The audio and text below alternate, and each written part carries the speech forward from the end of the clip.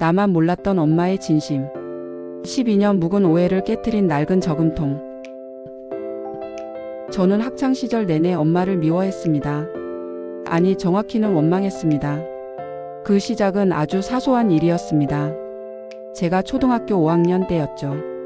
학교에서 단체로 수학여행을 가는데 제가 정말 갖고 싶던 예쁜 새 운동화가 있었습니다.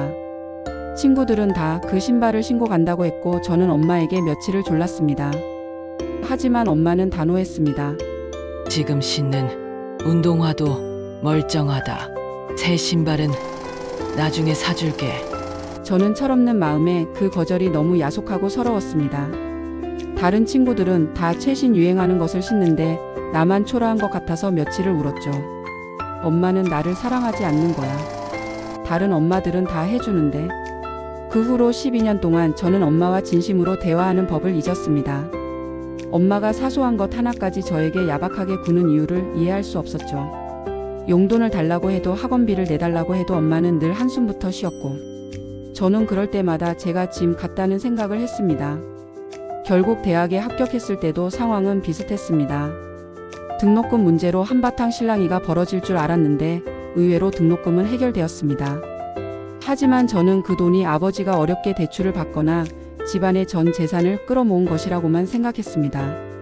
엄마는 여전히 제 자취 생활비를 줄이려 했고 졸업 후 학자금 대출 상환을 돕겠다는 말 한마디 없었거든요. 저는 엄마에게서 벗어났다는 후련함으로 독립했고 취업 후에도 명절에만 잠깐 집에 들렀을 뿐이었습니다. 마음 한구석은 늘 공허했죠. 그러던 어느 날 아버지께서 저에게 연락하셨습니다. 엄마가 건강 문제로 병원에 입원하셨다고요.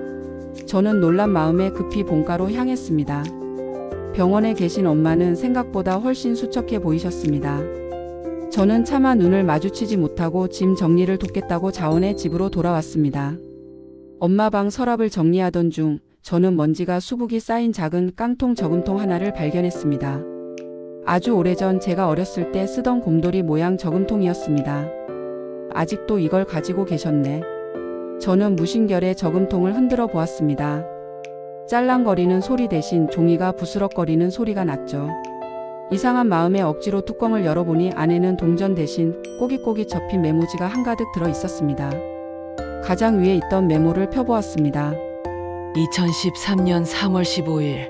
오늘 우리 딸 수연이가 새 운동화를 사달라고 울었다. 마음이 아파서 밤새 울었다. 2만 원. 그 아래 다른 메모를 펼쳤습니다.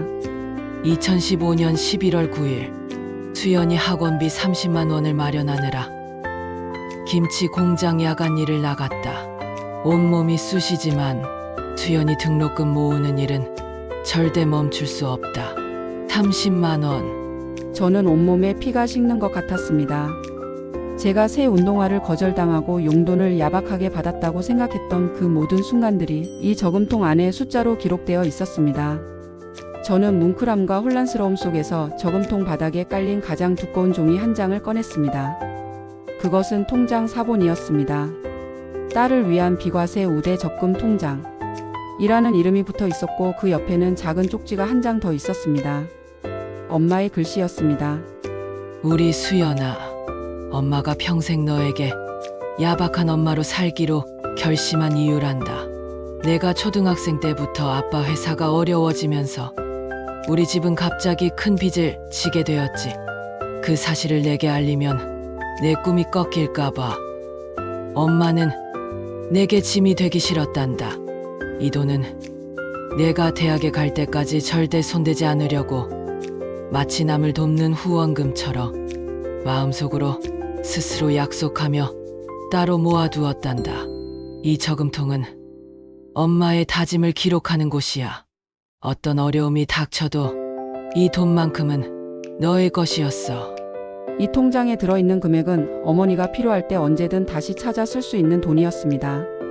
하지만 어머니는 그 돈을 다른 사람을 위한 후원금이라 스스로 다짐하며 그 어떤 일이 있어도 사용하지 않겠다는 헌신적인 약속의 증표로 삼으셨던 겁니다. 그 사실이 저를 더욱 무너지게 했습니다. 저는 그 자리에서 주저앉아 통곡했습니다. 제가 원망했던 엄마의 모든 야박함은 사실 저를 위한 희생이었던 겁니다. 제가 새 운동화를 포기했던 그때 엄마는 제 미래를 위해 당신의 삶을 포기하고 계셨던 겁니다. 마지막으로 모든 메모 중 가장 최근의 날짜가 적힌 쪽지를 펼쳤습니다. 그것은 통장 잔고가 기록된 메모였고 옆에는 펜으로 덧붙여 쓴 문장이 있었습니다. 사랑하는 딸 수연아, 드디어 너는 20살의 어엿한 숙녀가 되었구나. 내 등록금과 졸업 후 학자금 대출을 갚을 금액은 이제 충분하단다. 엄마는 내가 떳떳하게 사회생활을 할 수 있도록 너의 자존심을 지켜주고 싶었어. 넌 엄마의 전부야. 사랑한다.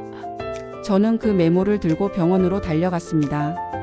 엄마는 저를 보며 힘없이 웃으셨습니다. 저는 12년간 쌓였던 오해와 원망을 눈물로 씻어내며 엄마에게 처음으로 진심을 고백했습니다. 엄마 미안해요. 제가 엄마를 오해했어요. 이 저금통의 비밀을 이제야 알았어요. 혹시 제가 엄마를 미워했던 것 때문에 많이 섭섭했던 건 아니에요? 엄마는 힘없는 손으로 제 손을 꼭 잡으시며 말씀하셨습니다. 아니, 섭섭하지 않았단다. 내가 너의 꿈을 포기하지 않고 꿋꿋하게 자라준 것만으로 엄마는 충분했어. 엄마가 너의 버팀목이 되어주지 못한 것 같아. 오히려 미안했는데 이렇게 늦게라도 알아줘서 고맙다. 우리 딸. 엄마의 그 한마디는 12년간 저를 짓눌렀던 모든 죄책감과 후회를 씻어주었습니다. 엄마는 저의 원망조차도 당신의 희생으로 기꺼이 품어주신 겁니다. 이것이 바로 제 삶을 통째로 바꾼 낡은 곰돌이 저금통의 비밀입니다. 여러분의 일상 속에도 혹시 오해하고 있는 진심은 없는지 오늘 한번 주위를 돌아보세요. 당신을 향한 사랑은 언제나 가장 가까운 곳에 가장 희생적인 모습으로 존재할 테니까요. 지금까지 기억의 낭독이었습니다. 감사합니다.